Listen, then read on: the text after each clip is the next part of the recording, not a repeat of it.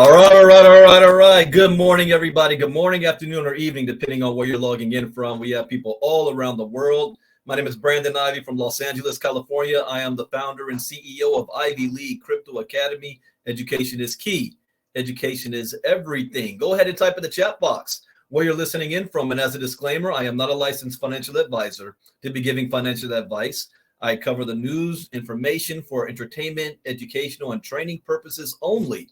And it is up to you to make your own intelligent financial decision on which direction you want to move into the future. So happy Friday morning. I know this is rare. I take Fridays off, but it's got to be very special for me to come into work today in my office. And I am very, very excited to be doing this call today because we have some special guests that I want to reintroduce you to.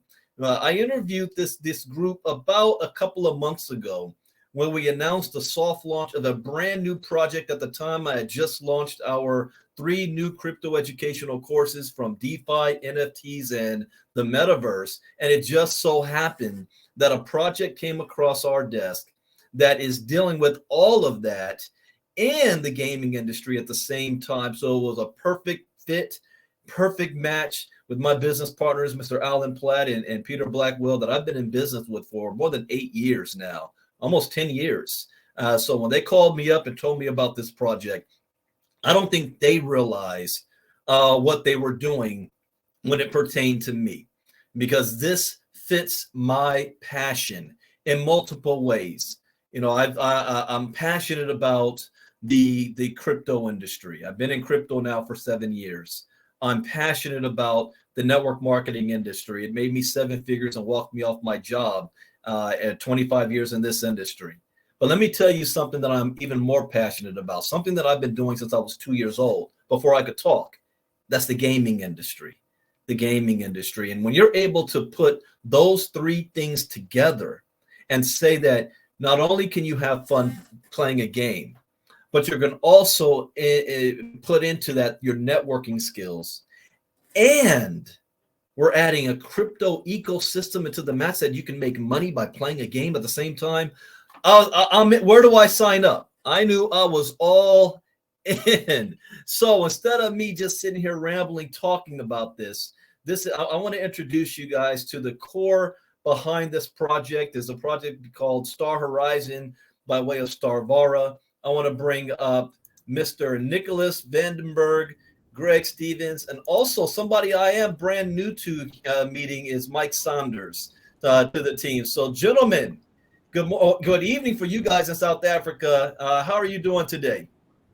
Hey Brandon, it's great to be here. Thank you for having us on your show. I know you're one of our great supporters. It's 5 p.m. here in South Africa, so a little ahead of your time. But it's great to be here. We've got Mike Saunders, who's our Chief Technical Officer, and our CMO, Nick Vandenberg, online. Well, thank you, gentlemen, for taking time out of your schedule. I know, especially on a Friday evening.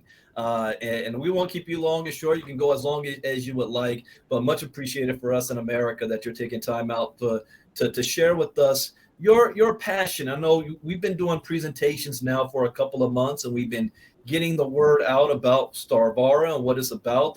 We've got several different communities here. We've got people that are gamers. We've got people that have never played games at all, but they understand crypto, and they understand that the metaverse is now one of the most hottest topics around the world, and they're curious. And then we got people who want to make some money, whether they want to play the game or not. And they're like, well, how can I invest in Starvara and what's going on? So I want to turn it over, and I'm going to start with first Nicholas, so that Nicholas, they can properly introduce Greg and Mike to everybody. Because Nicholas, I did an interview with him back in the day, and a chance to share with us, how did you come and be a part of this Starvara project, and your role, and why you're here, and what you're so excited about. Certainly, thank you, Brandon. And let me introduce then Greg Stevens, our visionary CEO. I mean, really, what I've always been passionate about is just the energy that exudes from Greg every single day in terms of where we're going, how we're driving this business forward. Obviously, I get to work with Mike Saunders, who I've been working with for a number of years. And for me, the passion has really been to see how we've been merging these two incredible, businesses from the networking, the gaming side into one ecosystem. And I know Greg's obviously going to go into a lot of detail on that now shortly. So I'm going to let him actually just take the floor. I know we've been excited to be on the show tonight. And I was obviously going to share with you what we're doing from a marketing perspective.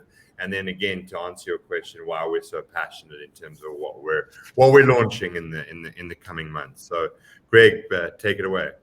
Thanks, Nick. Thanks for the introduction. I think probably the best place for me to start would be a little bit of my background. I'm actually no stranger to the US market. I was one of the founders of an early online esports tournament product back in 2009. Really, the concept of this platform that we built out was the migration from local area network gaming in the esports sphere, bringing that into an online arena where gamers could be rewarded through playing games in AAA high fidelity gaming, working with some of the big gaming publishers like Blizzard, Activision, EA, Ubisoft, bringing games at that time. I'm actually a StarCraft player, so bringing StarCraft, Trackmania, FIFA into an online ecosystem where gamers could be rewarded for the time that they were grinding out playing games. We called it player displacement. You had gamers, wherever they were, if it was in their basement or in a convention center or in their room at home, spending 3 to 6 hours a day playing games, but not ever really getting that return on investment for them, putting their skills to work. So that was really the concept of that product. We had great success in it. Subsequently, I've been involved in a number of other gaming startups globally, also involved in 2 listed companies. So extensive experience in the esports and gaming sphere. Unfortunately, we couldn't have our chief game architect. We wanted to bring him online. I know you've had an interview with him before, Brandon. Dominic Bojkovic, who's the real genius behind this product. But yeah, long story short, 20 years in the gaming business.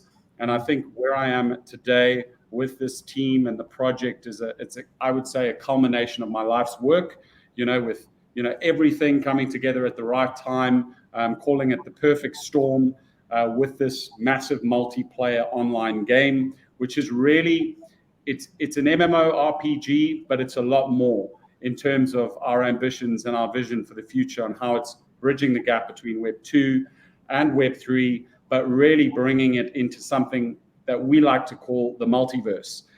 We don't like to call it the metaverse. We like to call it the multiverse. Endless opportunities, endless earning opportunities, bringing direct sales, MMO gaming together in this explosive time. Fantastic. And one thing that I love from what you're saying and your past and your history is I've been around for a while and I've seen a lot of CEOs when they create a business, they create a compensation or a network plan first, and then they're looking for a product to attach to it. And that's backwards. And what I love what you guys, it's actually the opposite. You've been in development of this game and this project for years before, and you're still, as we're in pre-launch, putting together the networking side of things, the compensation side, because the focus is on the product and the game, and I have much respect for that. So tell us about, you came from the StarCraft world. Why Starvara? What made you think let's do this space epic type MMO AAA game, and how this is not just a voxels type game or a Minecraft, but a real AAA game like the likes of a StarCraft and World of Warcraft and those types? I think it was, again, really, the perfect storm of like-minded, passionate people coming together and wanting to create something different and innovative, but really having the skill sets and the technology to do it. Again, this has been a long journey for me. It's been 20 years in this business. I like to say it's cyclical. You've got to go through the failures of learning about products along the way, and then taking those learnings and those failures and applying it to new innovations. And I think we're just at a point now where, with Dom and his incredible team, which have been building this game now, the back end side of it, for 2.5 years. So this has been in development for 2.5 years, and it's not something that's just come to fruition. This is, a lot of learnings, a lot of stumbling blocks, a lot of iterating on game design to really get something that's going to work. I know Dom's spoken about it. Also being able to scale an MMO game through byte streaming. I was also involved in a cloud gaming product, which we were working with some of the big mobile network operators globally, which was all about being able to stream high fidelity content from the cloud to a smart device. And now we've taken a step further with our byte streaming technology, where we can launch this massive multiplayer online game to millions of people around the world into the future. Now, you said something there, millions of people around the world. Could you explain to everybody what exactly is an MMO RPG? I know the answer, but for you explain to them, what exactly does that mean and how people can interact with that? Yeah, I think I'm going to hand that question over to the main networker on this call. Oh my goodness. Mr. Nick? No, absolutely. No, I mean, listen, Brandon, like you and me, we had these conversations earlier and previously around how these games really affect your life. So from an MMORPG, really what you're looking at is you're looking at an immersive world where you as the player are interacting not only with the environment, but you're interacting with other individuals from around the world. You're collaborating with them. You have the ability to be able to upskill your avatar, yourself, in many, many ways. And if you look at what we're looking to do and what we're achieving here in terms of how this game from our perspective is evolving, you have a number of skill sets where you're going out there and you're foraging and you harvesting resources. And that's really what this MMORPG genre is about. It's about being able to have the ability to harvest resources, craft. So you're going and harvest phosphorus, and that phosphorus allows you to make gunpowder, and that gunpowder allows you to make bullets. And then you're able to then, collaborate with other individuals around the world within this open world universe and create different components that you need in order for you to survive. You're then able to level up these skills. You're then able to utilize those skills and acquire cosmetics, acquire loot boxes by spending time within these environments. I mean, just come in the back of playing, I'm sure you've been playing it, Brandon, Hogwarts Legacy and the like. And, these games are very limited in terms of the ability to be able to enable you to do what we're bringing to the table. So we're very excited about that. But just that's it in a nutshell. It really, these games, this genre allows you to immerse yourself fully within this digital environment. You're able to then leverage all the various attributes that's been assigned to your character, your class of character. You're able to then upskill those various attributes, and you're able to then interact in the world in a different way. So if you're choosing a pilot class, that gives you certain abilities to be able to then fly between different solar systems and do so in an incredible way. So yeah, that's it in a nutshell. And I'm using obviously examples of what we're building to highlight that fact. And I think if you look at the possibilities, we're the game is step one, where we are building a new digital frontier with really limitless earning potential, and you're really combining a $200 billion plus gaming industry with a $200 billion direct sales industry and a $1 trillion Web3 market in the most innovative and disruptive way. So if we look at the intersection, Web3, artificial intelligence, virtual reality, augmented reality, we intersect with all these technologies. And with our direct sales as our unique distribution arm, it really empowers networkers to earn a living through this multiverse and the ability to earn into the future. Well, that part right there allows our members to be able to earn a living in this multiverse. I think one thing I'd like to tell everybody that it's not more than just a game. So, well, I'm not a gamer. It's that this is about an alternative reality experience that you can have. And I speak from experience. I was for years stuck on this game, Matrix Online. And I joined it because of the title. Everybody liked the Matrix movies, but we were in that game for 4 to 5 years. I was a leader of my clan, my guild. We had the largest clan. And what got us to continue playing was the fact that even though the game had its game mechanics that were programmed in and its monthly storylines, but the players were able to create our own content, and we created our own experiences on the social side. We made lifelong friends. We integrated. I mean, my oldest son, I have him on here watching, and I'm excited because my entire career, this is the first time I'm going to be working with my own son in a project because it's a gaming world. But he was small when I was playing this game and saw that I spent hours in this world, and I actually had to pull out of it because it wasn't doing anything for me in real life. You know, I was rich in this world, but I couldn't pull any of that money out. I couldn't transfer it into what's going on in my real life. But when this ecosystem that you guys are creating, the play to earn model, you know, my youngest son plays Fortnite, and he said, Dad, I need money for V-Bucks. I'm like, V-Bucks for what? He says, well, I got to buy skin, and I've got to buy the emotes and the dancing and the new weapons. I'm like, are you able to sell any of that? Are you able to make any money from that? Do you actually own that? No, but we're spending real world money in it. And but what if, just the concept, what if we actually did make money from that? We're able to pull money out, have a whole ecosystem. And that's what you guys provided. So could you spend just a couple of minutes just kind of talking about that? We had a laugh before we started this call. We really want to share. There's so much we need to share with you, Brandon. There's so much that's happened over the last 6 weeks in terms of our roadmap. In terms of what's coming.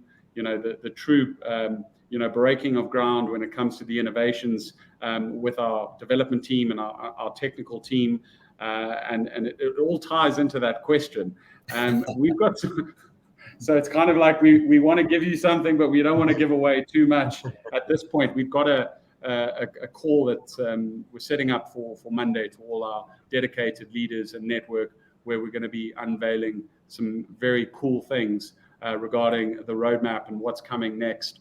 But yeah, I don't know, maybe Mike from our technical side would like to give you guys an overview and can give you a breakdown of maybe the tokenomics and how our system operates. Thanks, Greg. Brandon, I think it's sort of simply, the concept it's not novel, but there aren't really there's no sort of publishers in the market that have been able to execute this properly. In most sort of top title games, it's actually can lead to subscriptions or game accounts being banned. And to your point, people can put in 6, 7, 8, 9, 10,000 hours into the game experience, build what is sort of deemed from another game player's perspective as incredible value, and they just can't do anything with it. And in attempts to derive some real world value, will sort of go out in the black market, do a little side hustle, try to sell their accounts, and then suddenly, bam, they get banned. There's been some high profile cases recently on Steam where this has happened. And it's against terms and conditions, and they just go, well, sorry, you've agreed to this. What we're doing, flipping this on its head, is completely embracing it, to your point. Most of the game assets will exist on our backend database. Once people go through the crafting experience to Nick's point, or in a PvP battle zone, are able to destroy an opposition's ship and maybe commandeer that item, that then belongs to them, to their account. At any sort of inflection points of that game player's choosing, they're then able to move those assets onto a blockchain. We have some pretty exciting stuff that I'm also not going to allude to right now, in terms of some pretty epic stuff that we're doing on the blockchain. It then allows people to be able to move these assets seamlessly to peers within this ecosystem. So I could very easily then trade an asset with you for whatever tokens of my choosing, whether it's Ethereum, Bitcoin, through a peer-to-peer sale process. We're also going to be incorporating an auction house where people can then bid on these assets and these items, And then once that item is sitting on a blockchain and you've got your tokens for it, you've now got real world value for that. As we're seeing, you said yourself earlier, you've been in the blockchain space for about 7 years now. The access to blockchain or tokens as a payment mechanism is becoming ubiquitous. And I think that kind of tells its own story. So it's really, really exciting what we're doing there. In the blockchain area itself, one of the big issues, obviously, that we've seen recently in EVM or Ethereum projects is escalating fees, also time taken for these transactions to take place. We are aiming for a near zero fee ecosystem. And you're giving away a lot there, brother. Mike. Brandon, we're aiming for it. I told Mike to maybe seed it, but not be too specific. We're not going to giving away the bank there, my friend. Okay. I knew that was going to happen, Mike. You were just going to let that slip at some point. Wow. 0 minutes. I heard it. Next on the block here. But yeah, guys, I think it's just seeing a comment coming through here as a gamer. This is absolutely groundbreaking. We're seeing a lot of chatter in the market from some of the biggest game streamers. The demand is out there. People are talking about this. Imagine if game mechanics like this can exist. And we've been building this for the last couple of years behind the scenes and making phenomenal progress on this front. I just want to add there, so if I may, Brandon, I mean, you spoke about it, and this to me is the exciting part. It's giving that experience that is more than just you sitting in front of your computer, your console, your mobile phone, and it's allowing to share that. So if I may just touch on that, and that's really where that networking effect comes into it. So you're already talking that you're wanting to experience this with your son. That's incredible. I mean, I'm going to be doing the same thing with my son. They're prolific gamers. Sorry, my daughters and my son. So they're prolific gamers. And that's the experience that we're bringing to the fore here, which is the ability to be able to realize that time that you spent. I mean, if you spent 4 years of your life within the matrix, now you're able to actually share that. What Mike was alluding to there without giving the game away, it's really the ability to visualize that on a second screen experience, on a third screen experience, and be able to then really show the fruits of your labor, isn't it? Obviously, we'd be able to withdraw those funds that you spent hours within the game, crafting, skilling up.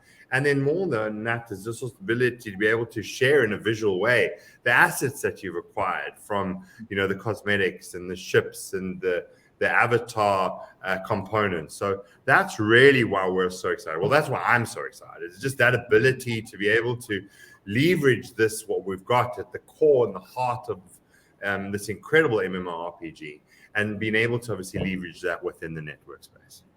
And how we're going to, what's really unique about this, and this will be disclosed in the coming week. I'm not going to give away too much. And really how the direct sales, our distribution arm, and how this fuses into the Starvara ecosystem in a very, very, very cool way. And this is going to be disclosed, and that's what we're going to be announcing, which really ties this all together.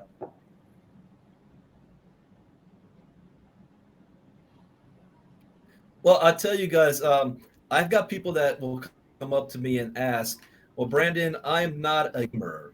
So is there a way that I can interact, and maybe even I understand this is a huge industry, and those that are my students in my company, they know the value and what the metaverse is going to be. Every bank out there in major business is staking their claim and trying to create a place in the metaverse for their businesses, for their interactions, for their network, their companies. And people are looking and say, well, is there a way I can invest in Starvara or Star Horizon and be a part of it, and maybe even make money, even if I'm not actually a gamer? And because I know you guys got more updates coming, but what you could share, is there a way that they can do that? Absolutely. And that's something we've been speaking about for a number of months now. And that's really the unique opportunity. You certainly don't necessarily need to be a gamer like we have on the show and yourselves, and obviously Greg and Mark included in that. You have the ability through the access, through the network layer. And I'm just going to leave it at that in terms of its general statement, which is the ability to be able to access cosmetics, loot boxes, from which in the game economy is key. Let's reference back to what you were saying in terms of Matrix. You have the ability there in our environment to be able to acquire these assets from a gaming perspective in terms of time, but from a networking, from an earning ability for the networkers that are on the call this morning, this evening, wherever they may be in the world. There is something very unique that we have constructed in terms of the last 3 years on our roadmap, which is giving a networker or an affiliate the ability to be able to acquire these items through the access, through the economy, through the ability to network. You and I, sorry, let's use right English here. You and I have been able to trade and network and sell these access packs in the pre-onboarding phase, for which is then getting the utility in the form of a loot box, in a cosmetic. And as Mike alluded to, within this incredible experience, we're able to then trade that within the galactic exchanges. So that's how they're able to get excited in terms of what they're doing from an earning perspective. And that's why the gamers are so critical, is because they're wanting to acquire those skins and cosmetics, as you so well know. And that really is the secret sauce here in terms of how we've merged these two worlds together. So you don't need to be a gamer, but from an earning perspective, from a networker, you can see the vision in terms of what the gamers are looking for, what they're wanting to acquire in terms of, and I always talk about this, the golden poofer jacket. You know, you might have one because you've accessed it through the earn flow, and you've acquired this item within the loot box. But I can tell you, we all know that those gamers are aspiring to wear that in this open world environment, and you have the ability to sell it to them. So that's really the unique opportunity, where you don't need to be a gamer, but certainly you can be both. Well, I'll tell you, from a psychological point of view and personal experience, the whole cosmetic digital space is exploding around the world, and not just the gaming industry, but just the digital representation of yourself as far as an avatar, from the boardrooms to the schools for children, especially from the COVID era, how we want to represent ourselves. And people take this very, very seriously. In real life, I don't care how I dress. You know, my wife and my brother, they dress me. But in the digital world, I care a lot because it represents me. And I'll spend a lot of money and time just collecting gears and outfits and my look. And we're only limited to what the game mechanics allow. Those who play Grand Theft Auto, GTA, for example, there's a certain number of clothing items and things that you can wear. But what you guys have created is where it's almost unlimited, where you won't have two characters that look alike. You know, you can create, just like if anybody that watched the movie Ready Player One, you can create your persona. So can you briefly describe a little bit about that part of it, the cosmetics of Starvara?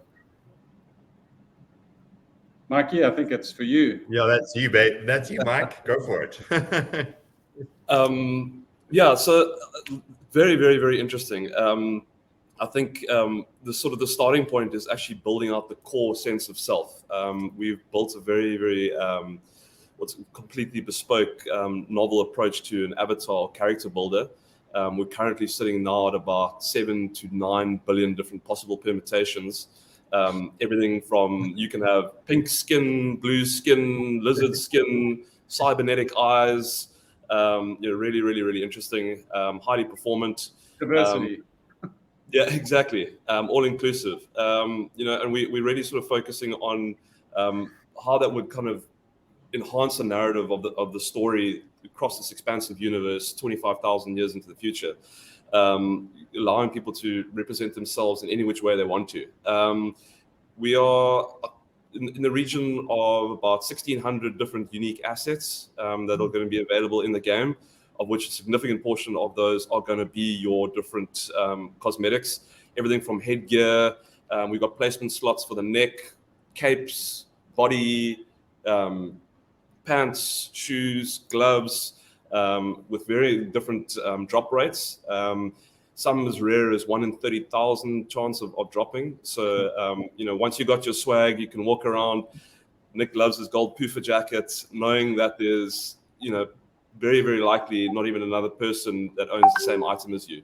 So it's a very, very, very important part of what we're building, is being able to present that sense of self in this ecosystem. Wow. Well, I got a question now. This is for my networkers, and I know you've got to update calls about this next week, so only answer for what you can.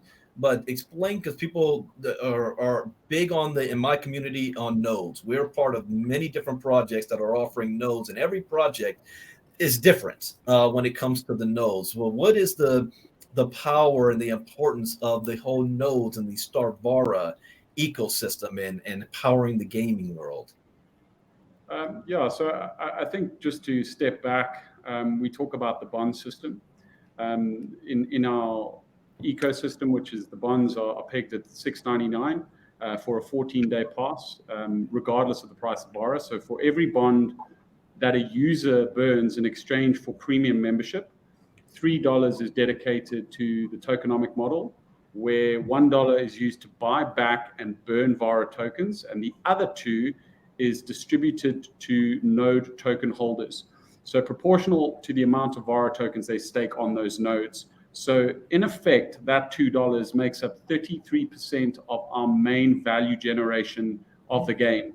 And that's through, we call it bond, but that's the fiat onboarding, that's the subscription sale. So really having ownership of a node gives you access to earn 33% of our gaming revenues.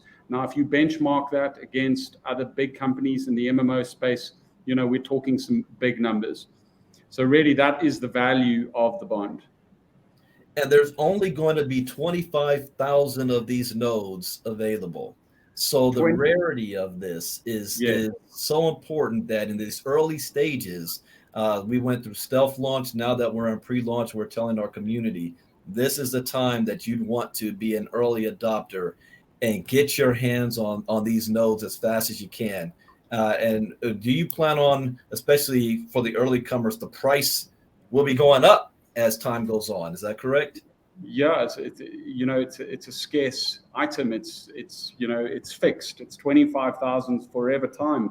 You could also compare it to giving up real ownership in this business. And those nodes really control the channel to access this revenue that is generated from the bond sales. And as we sell more of these bonds, the price will go up. And what's also unique about it is that you'll be able to trade them. Prior to the game launching, you'll be able to trade them within our pre-open world, which is the direct sales arm. This is the network arm of Star Horizon, which again, we've got a lot of updates coming next week in terms of that roadmap and what's coming. And you'll be able to trade those bonds. Well, let me ask you this question now, especially on the marketing side, because we're the first ones that's hearing about this. Most people out there have no idea who Starvara is or Star Horizon. And as a AAA game, and you're preparing for E3 and all of the gaming conventions that come up, what is your plan as far as marketing development for the millions of people out there that know nothing about networking, but they're gamers and they're paying attention to this industry? Do you have a plan for that type of mass adoption and rollout? Absolutely. I mean, that is something that we have put on our roadmap. That is the exciting part. That is exactly what you've mentioned in terms of all these various international conventions, gaming conventions. And it's also, once we're going into the stage of alpha and beta, you are making your product available within the global stores. So that's giving you access to these communities within the Steam world, within the Epic game universe. And that really gives us the ability to be able to market and drive in what essentially is the traditional space of the gaming world in terms of the showcase videos, the showcase content. Greg, I know, and myself and the rest of the team, and Mike, we're going to be hitting the shows as you normally would, and that's the big exciting part. We're going to be Brandon, everywhere. This is a difficult interview. It's trying to have a conversation with you, answer questions without revealing too much. But another interesting part of our business is we like to call it a walled garden. And I think this is one of the biggest challenges in the Web3 gaming sphere, anyone that's related to crypto assets, is gaining access to critical mass. Now, you've got 2.7 billion online gamers worldwide. If you look at the Web3 gaming market, it doesn't even feature. There are no eyeballs, there's no activity, there's nothing when it comes to GameFi products. Now, what we're doing, which is very unique, we are going to launch our game on all the major platforms. And then we have this very unique Web3 layer through something that we're going to announce next week as part of the new application that we're launching, which allows us to convert digital assets in-game dynamically into crypto assets through an application, which allows us now to launch on all the major publisher platforms without any restrictions. Now, that gives us access to the true Web2 market. And when we say we're bridging the gap, we really are bridging the gap between Web2 and Web3. And I think we're going to be one of the first to do it effectively. Wow. Well, I know I know what type of questions to ask as a gamer and a networker, and also from the crypto side. And so I'm trying to walk that fine line for what you can share. I mean, imagine all the big Web3 projects that we've seen. None of them can confidently say that they're going to be launching on Nintendo Swift, Xbox, PS5, Steam, ubiquitous access across the board. And that's what we're about, is really getting this game out there to the masses, having the best of Web2 and Web3 all converging into one ecosystem. Well, I hope everybody heard that, because people think when they hear multiverse or metaverse that they have to have something like this. And what you're saying is, really, you can have something like this: your phone, your tablet, your PC, and then you've got the Xbox, Nintendo Switch, your PlayStations, and I've never seen that cross-platform play before. Somebody on the PC on this scale for the MMO. And what's also very unique about this is the networking layer, the actually build, which with our and I would have loved to have Dom and Win on this call just to share some of their true genius with the byte streaming and being able to scale concurrently to millions of players around the world. Is the system that they built, which is beyond unique. Well, I can't wait to experience this, because I have been already saying to my community, I can't wait to be doing crypto talks and crypto education inside the metaverse. I always have a presence like that on a gaming platform and get it out there, because I know that this is the new frontier, not only for entertainment, for gaming, but also for work and for business. And now my wife doesn't need to scream at me to get off that game, because I can say, I'm working, I'm making money doing this. And so, guys, I don't want to take up too much of your Friday night. And I know we've got some update calls happening next week. So you want to go ahead and share the days, what's going to be taking place? Absolutely. We have a big announcement come Monday. I'm in the process of sharing that out, Brandon. So you're going to get that all in the groups with the header and the cards. That, just double checking myself, is with all the different time zones. We spoke about it. It's 12 on Eastern Standard Time, so that means that it's applicable for the US markets on both coasts, and that means that it's 6 o'clock South African time, which is then GMT +2. So that's going to be sent on the groups this evening. We've got great content that's going to be pushed out, so you're definitely going to be able to share that with your teams, and you don't want to miss Monday's call. And then Wednesday's call next week is the big day. The big day in terms of being able to then obviously share what we are going to be doing, and how that's really going to drive this economy in terms of the next couple of weeks. So really, really excited. And we're really excited about the roadmap coming up, all the expos that we'll be live at. There's a lot of great things happening, but very excited to really unveil the strategy. I know there's been a lot of dedicated networkers that have been with us from the early start. I mean, we only launched our pre-onboarding system in January, but what we've got coming is truly revolutionary. It's going to change the landscape. Well, I got to say, guys, I've been around for a while, and I want to give you guys some gratitude and appreciation. And thank you guys for what you've been doing. You've been doing a great job so far in what you've been working with and the timetable. I know our group pushed your timetable up to make things happen. And your customer support has been fantastic. Your ability to access you has been fantastic. There's a lot of times out there you can never even get a hold of the CTO or the CEO and you guys are actively involved with the community. So much appreciation. Is there any last things you'd like to share for the community before all the updates next week? I'd just like to share my gratitude, for all the top leaders and networkers that have been with us. And, just like you say, we've been open, you guys have been open and really great in the support and that you've given us. But I also want to just remind everyone that, what we're building here is product first.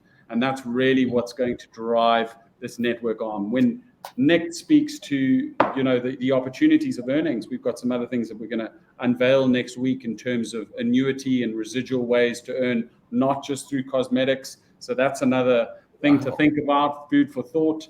So we really are looking to change the landscape here, not just from a gaming perspective, but also from a direct sales perspective. And for me, just to share one last sentiment, it's always about empowering people. What can I do differently to solve a problem that empowers another person? And I think that that's really, our philosophy of this business. And that's why we're all so excited to be a part of it.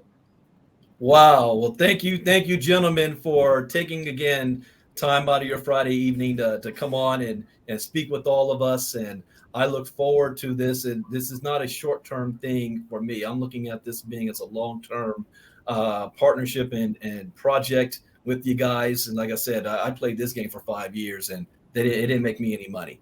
But it kept me, and this makes us some money, and we have some fun doing it. We meet new friends. I'm looking forward to this project. So thank you guys, and everybody else. We'll get you the link for the call on Monday. We'll post that as soon as we have it. So for our community, right after our crypto talk Monday morning, we'll be jumping right on into the Starvara call following that. So again, gentlemen, thank you, Mike, Greg, Nicholas. And Dom, I miss Dom. So I'll see Dom next time. Anytime you guys want to do another interview and share some more with our community, just let me know, and we'd love to have you back and share some more information. So thank you, gentlemen. We'll see you all on Monday. Thanks, Brandon. Thanks, everyone.